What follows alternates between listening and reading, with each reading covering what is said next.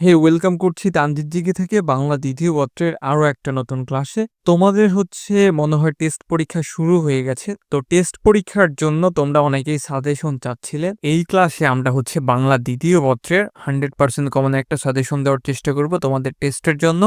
আর এই সাজেশনটা তোমরা ফাইনালের জন্য ফলো করতে পারবা। ওকে, সো আমরা এই ভিডিওতে বা এই ক্লাসে আমরা লিখিত অংশের অর্থাৎ বাংলা দ্বিতীয় পত্রের নির্মিত অংশের যে ৭০ মার্ক রয়েছে ওটারই আমরা সাজেশন দেব। আর ব্যাকরণ অংশের আমরা অলরেডি সাজেশন দিয়ে দিয়েছি। আমি এই ভিডিওর ডিসক্রিপশনে লিঙ্ক দিয়ে দিব, তোমরা ওখান থেকে দেখে নিও যারা এখনো দেখোনি। ফার্স্ট অফ অল আমরা একটু মান বন্টনটা দেখে নিই। ব্যাকরণে তোমাদের ৩০ মার্ক থাকবে আর নির্মিত অংশে ৭০ মার্ক থাকবে। আমরা যেটা বললাম এই ৭০ মার্কেরই সাজেশনটা দিব আর কি। তো তোমাদের ৭ নম্বর প্রশ্ন থেকে লিখিত অংশ শুরু হবে। ৭ নম্বর প্রশ্নের কতে থাকবে পারিভাষিক শব্দ এবং খতে থাকবে অনুবাদ। তো এখানে আমাকে প্রশ্ন করতে পারো যে ভাইয়া আমি এখানে পারিভাষিক শব্দ পড়বো নাকি অনুবাদ পড়বো বা কোনটা আনসার করব। তো আমি বলবো তোমাদের পারিভাষিক শব্দ পড়তে এবং এটাই আনসার করতে, অনুবাদ পড়ার দরকার নাই। এগুলো খুব একটা কমন পড়ে না, আবার কমন পড়ে তুমি দিলে স্যাররা ফুল আনসার মানে ফুল মার্ক দিতে চায় না আর কি। তো এই জন্য পারিভাষিক শব্দটাই পড়া উচিত তোমার। 15টা ইংরেজি শব্দ তো থাকবে, ওই শব্দের বাংলা মানে লিখতে হবে। তো এগুলা কোথা থেকে পড়বা, আমরা একটা সাজেশন দিচ্ছি, এখানে দেওয়া আছে দেখো। সাজেশন 1 থেকে 7 পর্যন্ত উত্তর সহ থাকবে, লিখিত অংশ লেখার নিয়ম থাকবে এবং লিখিত অংশ লেখার ফরম্যাটগুলো থাকবে। আর এই সাজেশন পড়লে তোমার 1 থেকে 7 পর্যন্ত আর কোনো বই কোনো কিছুই পড়া লাগবে না। এই সাজেশন পড়লে 1 থেকে 7 পর্যন্ত ইনশাল্লাহ 100%ই কমন পাবা। আর তোমরা যদি শুধু বাংলা দ্বিতীয় পত্র নিতে চাও তাহলে 100 টাকা দিলেই হয়ে যাবে, আর বাংলা প্রথম পত্র সহ নিলে 150 টাকা দিলেই হয়ে যাবে। আর আরও একটা কথা, তোমরা আসলে সবাই তো আর সাজেশন নেবে না। যারা সাজেশন নেবে না তারা কিভাবে পড়বে, এই যে বোর্ডে সর্বাধিক আসা মানে বোর্ডের যেগুলো সবচেয়ে বেশি বার আসছে, সাথে 25, 24 আর 23 বোর্ড প্রশ্ন সমাধান করলে ইনশাল্লাহ কমন পাওয়া যেতে পারে। ঠিক আছে, মানে কমন পাবা আর কি। তবে তোমরা সাজেশনটা নেওয়ার চেষ্টা করবে। বাংলা প্রথম পত্র না নিলেও সেকেন্ড পেপারটা নিতে পারো। সেকেন্ড পেপারে তুমি 100%ই কমন পাবা, আর বাংলা ফার্স্ট পেপারে ক খ গুলো 100% কমন পাবা। এই তো এবার আসো পারিভাষিক শব্দ। পারিভাষিক শব্দ কোনগুলো পড়বা? পারিভাষিক শব্দ পড়বা বাংলাদেশ, ইজতা, এগুলো তোমার প্রথম সেন্টেন্স দেওয়া হয়েছে, অর্থাৎ প্রথম বাক্যটা তুলে দেওয়া হয়েছে। তোমরা বই খুললে এগুলা পেয়ে যাবে। আর আমাদের সাজেশনে এগুলা উত্তর সহ আছে আর কি। এই তো 2 নম্বরে দেখো, বুকস আর man's, smoking is harmful, a good teacher is one of the Bengali language. তারপরে books, family is the first school, human life is very in the modern world, nothing is always patriotism, the aim of education, working is the best। 13টা দেওয়া হয়েছে, এই 13টা পড়লে ইনশাল্লাহ final test যে বোর্ডের আন্ডারেই পরীক্ষা দিচ্ছ না কেন 100% শিওর এর মধ্যে থেকে একটা কমন পেয়ে যাবা ইনশাল্লাহ। এবার আসে 8 নম্বর প্রশ্ন। 8 নম্বর প্রশ্ন 10 মার্ক থাকবে, আর তোমরা জানো তোমাদের প্রত্যেকটা প্রশ্নেরই অপশন থাকে। তো 8 নম্বর প্রশ্নের কতে দিললিপি অথবা অভিজ্ঞতা থাকবে। এখন কোন বোর্ডে কোনটা মানে দিবে এটা তো বলা যায় না। তো আমরা যদি 8 নম্বর প্রশ্নের ক পড়ি তাহলে আমাদের দিললিপি পড়তে হবে, আবার অভিজ্ঞতাও পড়তে হবে। আর খ নম্বর যদি পড়ি তাহলে প্রতিবেদন পড়তে হবে এবং ভাষণ পড়তে হবে। সো এখানে যার যেটা ভালো লাগে ওইটাই পড়বা, ওটাই উত্তর করবা। তবে যেটা বললাম, খ পড়লে 2টা পড়তে হবে, ক পড়লে 2টা পড়তে হবে। তবে আমি বলবো প্রতিবেদন, ভাষণ পড়ার দরকার নাই, এগুলো অনেক ভ্যারিয়েশন আছে, তো এসবের দরকার নাই। তোমরা দিললিপি আর অভিজ্ঞতা পড়বা। লেখার নিয়মের ভিডিও দেওয়া আছে, ঠিক আছে, চ্যানেলে, এখান থেকে দেখে নিও। তাহলে এই ফরম্যাট ইউজ করে তুমি সবগুলোই লিখতে পারবা। তো আমরা দিললিপির সাজেশনটা প্রথমে দেখে নেব। এখানে দেওয়া হয়েছে কলেজে প্রথম দিনের অনুভূতি ব্যক্ত করে, তোমার কলেজে উদযাপিত বিজ্ঞান মেলা বিষয়ে, তোমার কলেজে উদযাপিত নবীনবরণ অনুষ্ঠানের উপর, পহেলা বৈশাখ, তোমার কলেজে আন্তর্জাতিক মাতৃভাষা দিবস উদযাপনের উপর একটা দিললিপি রচনা করো। কোনো একটা ঐতিহাসিক স্থান ভ্রমণ, 21শে ফেব্রুয়ারি বা 21শে গ্রন্থমেলা, তোমার কলেজে মহান বিজয় দিবস উদযাপনের একটা দিললিপি, একটি গ্রাম্য মেলা দেখার অনুভূতি ব্যক্ত করে, তোমার কলেজে বসন্ত বরণ উৎসবের একটা দিনলিপি। তো দিনলিপি এইগুলা পড়লেই হয়ে যাবে, দিনলিপি ইনশাল্লাহর বাইরে থেকে আসবে না। এবার অভিজ্ঞতা। অভিজ্ঞতা কোনগুলো পড়তে হবে, এখানে 5টা দেওয়া হয়েছে, এই 5টা পড়লেই হয়ে যাবে। ঠিক আছে, দেখবা যে যদি অভিজ্ঞতা দিয়ে দেয় তোমাদের বোর্ডে, দেখবা যে এই 5টার মধ্যে কমন পেয়ে গেছো।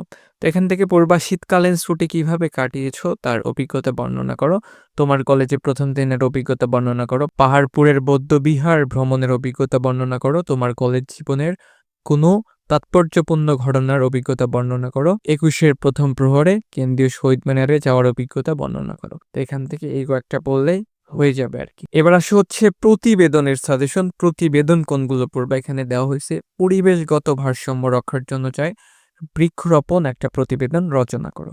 তোমার কলেজে গ্রন্থাগার সম্পর্কে, তোমার কলেজে উদযাপিত বার্ষিক ক্রিয়া এবং সংস্কৃতি সপ্তাহের উপরে, খাদ্য ভেজালের কারণ প্রতিকার, গ্রন্থাগারের অবস্থা সম্পর্কে, জেলা প্রশাসক বরাবর বন্যায় ক্ষয়ক্ষতির বিবরণ দিয়ে, তোমার কলেজে উদযাপিত স্বাধীনতা দিবস উপলক্ষে সড়ক দুর্ঘটনার কারণ ও প্রতিকার, নিত্য প্রয়োজনীয় দ্রব্যমূল্যের ঊর্ধ্বগতি সম্পর্কে একটা হচ্ছে প্রতিবেদন তৈরি করো। তো এগুলা পড়লে হয়ে যাবে। এরপরে আসে হচ্ছে ভাষণের সাজেশন। মানে প্রতিবেদনও পড়তে হবে, ভাষণও পড়তে হবে, তবে প্রতিবেদনই বেশি দিয়ে দেয়। ম্যাক্সিমাম বোর্ডে দেখবা প্রতিবেদন দিয়ে দিছে, আবার হচ্ছে দিনলিপি দিয়ে দিছে। তো দিনলিপি আর অভিজ্ঞতা পড়লে দিনলিপিটা বেশি করে পড়বা, ভাষণ প্রতিবেদন পড়লে প্রতিবেদনটা বেশি করে পড়বা। তো এখানে দেওয়া হয়েছে বাল্যবিবাহ প্রতিরোধে প্রয়োজনীয়তা বিষয়ে একটা ভাষণ তৈরি করা, আন্তর্জাতিক মাতৃভাষা দিবসের তাৎপর্য, গণতন্ত্র এবং মানবাধিকার, মাদকাদ্রব্যের ভয়াবহ পরিণতি, সড়ক দুর্ঘটনা, আন্তর্জাতিক মাতৃভাষা দিবস, খাদ্য ভেজাল, জাতি গঠনে নারী সমাজের ভূমিকা, এই কয়েকটা পড়লেই হয়ে যাবে। এবার আসে হচ্ছে 9 নম্বর প্রশ্ন। এখানে একটু মিস্টেক হয়েছে। 9 নম্বর প্রশ্নে থাকবে ইমেল এবং খুদে বার্তা, আর অথবাতে থাকবে হচ্ছে আবেদনপত্র। সো এখানে হচ্ছে ইমেলের সাজেশনটা দেখে নাও। এখানে পড়তে হবে তোমার দেখা বাংলাদেশের কোনো একটা গ্রামের প্রাকৃতিক সৌন্দর্যের বর্ণনা দিয়ে প্রবাসী বন্ধুকে ইমেল পাঠাও বা বৈদ্যুতিন চিঠি পাঠাও। ইন্টারনেট ব্যবহারের সুফল কুফল সম্পর্কে, মাদকাসক্তির কুফল সম্পর্কে, নববর্ষের শুভেচ্ছা জানিয়ে, জরুরি রক্তের প্রয়োজনে, তোমার বন্ধুর জন্মদিনের শুভেচ্ছা জানিয়ে, মোবাইল ফোনের ব্যবহার অপব্যবহার বা মোবাইল ফোনের অপব্যবহারের ক্ষতিগুলো উল্লেখ করে, এসএসসি পরীক্ষার প্রস্তুতির কথা জানিয়ে। তো এখান থেকে এই বৈদ্যুতিন চিঠিগুলো পড়লে ইনশাল্লাহ এর মধ্যে থেকে একটা করে কমন পেয়ে যাবা, যে যে বোর্ড থেকে পরীক্ষা দেও না কেন আর কি। এবার আসো হচ্ছে খুদে বার্তা। তো ইমেল পড়লে তোমাকে খুদে বার্তা পড়তে হবে। এখন তোমার খুদে বার্তা খুব একটা দেয় না, তাও 1-2টা বোর্ডে দিয়ে দিতে পারে। এখন কোন কোন বোর্ডে দিবে এটা আসলে কোনো টিচারই বলতে পারবে না। তো এই জন্য খুদে বার্তার নিয়মটাও একটু দেখে রাখো। এরপরেও হচ্ছে আমার চ্যানেলে খুদে বার্তা লেখার নিয়ম দেওয়া আছে, নিয়মের ভিডিও দেওয়া আছে, ওটা চাইলে দেখে নিতে পারো। তো খুদে বার্তার সাজেশন কোনগুলো পড়বা দেখে না একটু। শিক্ষা সফরে যাওয়ার বিভিন্ন তথ্য জানিয়ে, মানে একটা মেসেজ লিখতে হবে আর কি, ছোট করে 3 থেকে 4 বা 5 লাইনের মধ্যে। বাংলা নববর্ষ উৎসবের উপলক্ষে বিজ্ঞান ক্লাবের সদস্য হওয়ার জন্য মা দিবসে মাকে শুভেচ্ছা জানিয়ে বা বাবা দিবসে বাবাকে শুভেচ্ছা জানিয়ে, জন্মদিনের শুভেচ্ছা জানিয়ে। তো এসব হচ্ছে খুদে বার্তা। তো এই 5টা দেওয়া হয়েছে, এই 5টা পড়লে খুদে বার্তা যদি দেয় এই 5টার মধ্যে থেকেই দিবে। এবার আসে হচ্ছে আবেদনপত্র। আবেদনপত্র আবার কয়েক প্রকারের হয়, তো এই জন্য আবেদনপত্রটা পড়ার দরকার নাই। ইমেল লিখলেই ভালো মার্ক পাওয়া যাবে। ইমেল লেখার নিয়মের ভিডিও বা নিয়মের ক্লাস যেটাই বলো না কেন চ্যানেলে দেওয়া আছে, তোমরা হচ্ছে প্লেলিস্ট স্ক্রল করলেই পেয়ে যাবে। তো আবেদনপত্রের মধ্যে হচ্ছে ব্যক্তিগত আবেদনপত্র আসতে পারে। এখানে দেওয়া হয়েছে মাদকাসক্তির কুফল জানিয়ে ছোট ভাইকে একটা উপদেশমূলক পত্র লেখো। সম্প্রতি বই পড়া, বই সম্পর্কে মতামত জানিয়ে বন্ধুকে একটা পত্র লেখো।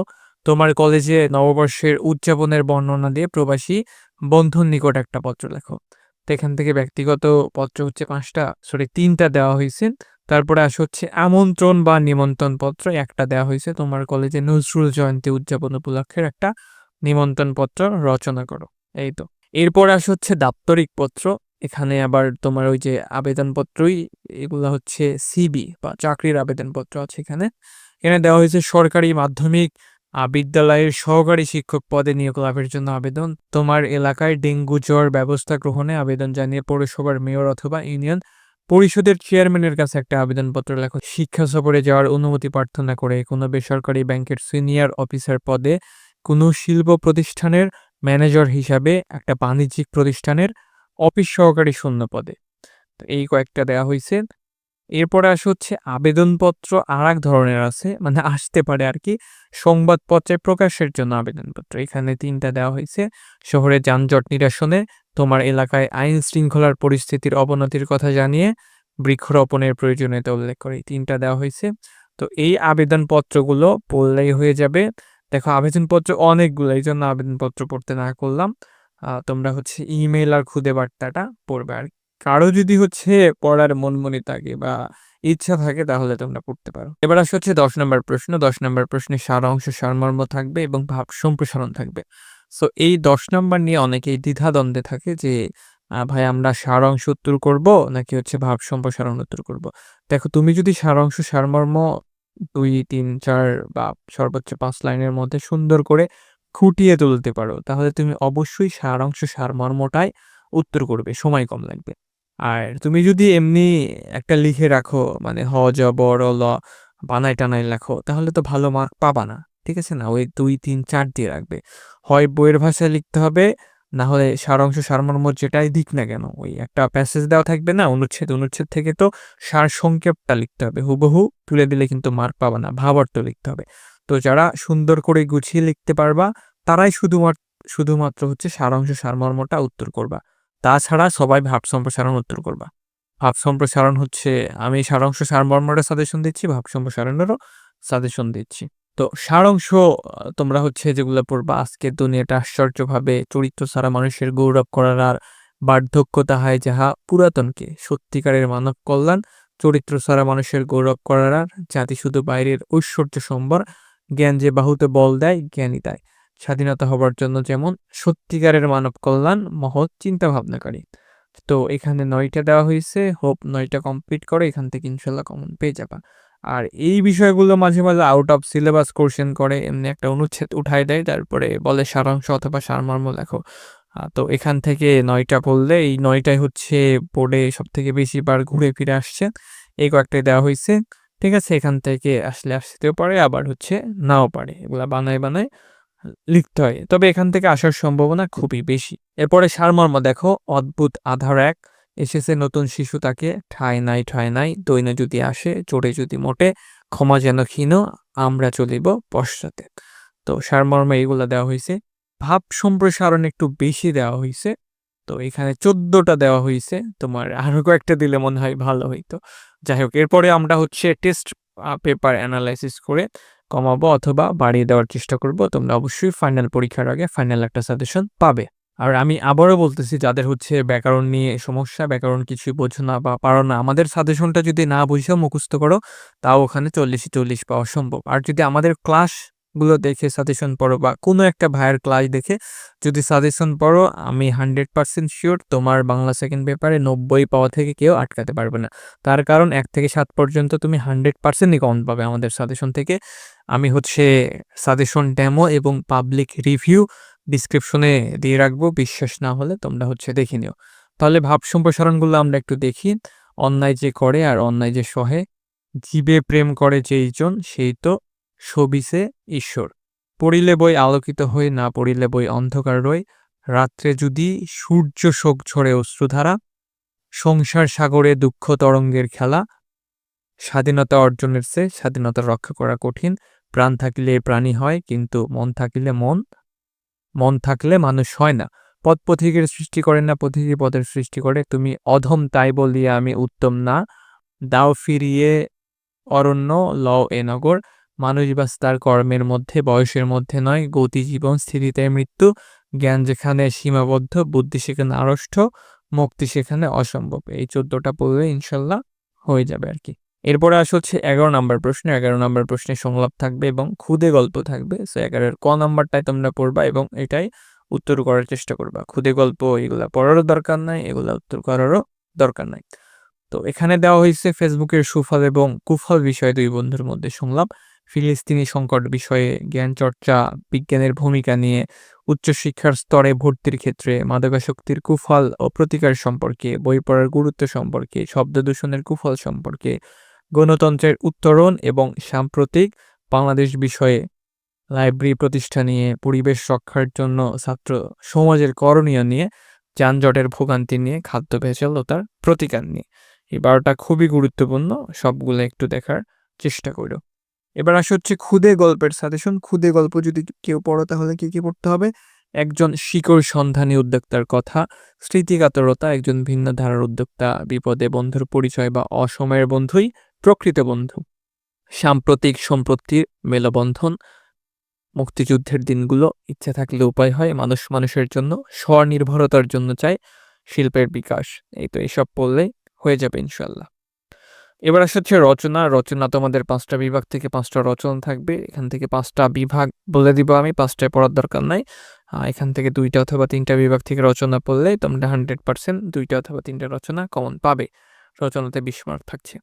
নৈতিকতা ও মূল্যবোধ এখান থেকে হচ্ছে অধ্যবসায়, শিষ্টাচার, স্বদেশপ্রেম, মাদকাসক্তি ও তরুণ সমাজ, এই ৩টা হচ্ছে 3 স্টার করে দেওয়া হয়েছে, ৩টাই বেশি গুরুত্বপূর্ণ। বিজ্ঞান ও প্রযুক্তিটা সবসময় রাখবা তোমার পড়ার লিস্টে, সাথে হচ্ছে অন্য ১-২টা পড়তে পারো। এখানে দেওয়া হয়েছে দৈনন্দিন জীবনে বিজ্ঞান ও প্রযুক্তি, চিকিৎসা ক্ষেত্রে বিজ্ঞান, কৃষিকাজে বিজ্ঞান, মানব কল্যাণে বিজ্ঞান, আধুনিক তথ্য প্রযুক্তি ও বাংলাদেশ, বর্তমান শিক্ষাক্ষেত্রে তথ্য প্রযুক্তির ব্যবহার। তো বিজ্ঞান ও প্রযুক্তি থেকে এসব পড়লেই হয়ে যাবে। জাতীয় চেতনা দেখো, জাতীয় চেতনা থেকে আন্তর্জাতিক মাতৃভাষা দিবস, মুক্তিযুদ্ধের চেতনা, নারী শিক্ষা ও জাতীয় উন্নয়ন, ২১-এর চেতনা। তো এখান থেকে 3 স্টারগুলো বেশি গুরুত্বপূর্ণ। তো তোমরা চাইলে হচ্ছে বিজ্ঞান ও প্রযুক্তি পড়তে পারো, সাথে হচ্ছে জাতীয় চেতনা পড়তে পারো, বা বিজ্ঞান ও প্রযুক্তি পড়তে পারো, সাথে হচ্ছে নৈতিকতা, মূল্যবোধ পড়তে পারো। ঠিক আছে? এরপর আসে হচ্ছে শিল্প অর্থনীতি। এখান থেকে ২টা রচনা খুবই গুরুত্বপূর্ণ। তোমার বোর্ডে, অর্থাৎ তুমি যে বোর্ডের আন্ডারে পরীক্ষা দিচ্ছ, ওই বোর্ডে ২০২৫ সালে যদি পোশাক শিল্প এসে থাকে তাহলে পর্যটন শিল্প পড়বা, আর পর্যটন শিল্প এসে থাকলে তাহলে পোশাক শিল্প পড়বা। এবার আসে হচ্ছে সাম্প্রতিক বিষয় বলে, এখান থেকে ৮টা দেওয়া হয়েছে। উপরের গুলা ওখান থেকে ২টা অথবা ৩টা বিভাগ থেকে রচনা পড়লে হবে। তারপরেও কারো যদি ভালো লাগে তাহলে এসব একটু দেখতে পারো। সাম্প্রদায়িক সম্প্রীতি ও বাংলাদেশ, জলবায়ু পরিবর্তনে বৈশ্বিক উষ্ণায়ন, বাংলাদেশের প্রাকৃতিক দুর্যোগ, পরিবেশ দূষণ ও তার প্রতিকার, শীতের সকালের রূপসী বাংলাদেশ, দ্রব্যমূল্যের ঊর্ধ্বগতি, দুর্নীতি উন্নয়নের মূল অন্তরায়। তো এখান থেকে এই কয়েকটা দেওয়া হয়েছে। এই তো। তো রচনা পর্যন্তই ছিল তোমাদের। এই ছিল আজকের সাজেশন ভিডিও। ভিডিওটি ভালো লাগলে অবশ্যই একটা লাইক করে দিও। আর এই সাজেশন পড়লেই হয়ে যাবে, সাজেশনের বাইরে থেকে পড়ার দরকার নাই। আর আমরা যে সাজেশনটা নিতে বললাম খুবই অল্প মূল্যে দেওয়া হচ্ছে। জাস্ট হচ্ছে পারিশ্রমিকটা নেওয়া হচ্ছে। তো সাজেশনটা তোমার কালেকশনে রাখতে পারো। এই সাজেশন মানে ভাইকে বিশ্বাস করে নিতে পারো। এই সাজেশন পড়লে তোমার আর কোনো কিছুই পড়া লাগবে না। ১ থেকে ৭ পর্যন্ত তুমি 100% কমন পাবা। ঠিক আছে? এরকম হাজার রিভিউ আমাদের কাছে আছে। বিগত বছরে এরকমই হইছে। একদম প্রশ্ন ফাঁসের মতো কমন পাবা। একদম এভাবেই বলে দিলাম। তো এই তো। এই ভিডিওটা তোমার বন্ধুদের মধ্যে শেয়ার করে দিও। যদি তুমি আমার চ্যানেলে নতুন হয়ে থাকো, চ্যানেলটিকে সাবস্ক্রাইব করে পাশে থাকা ঘন্টা বাটনটি অল করে দিও। সবাই ভালো থাকো, সুস্থ থাকো, ভালোভাবে পড়াশোনা করো। আল্লাহ হাফেজ।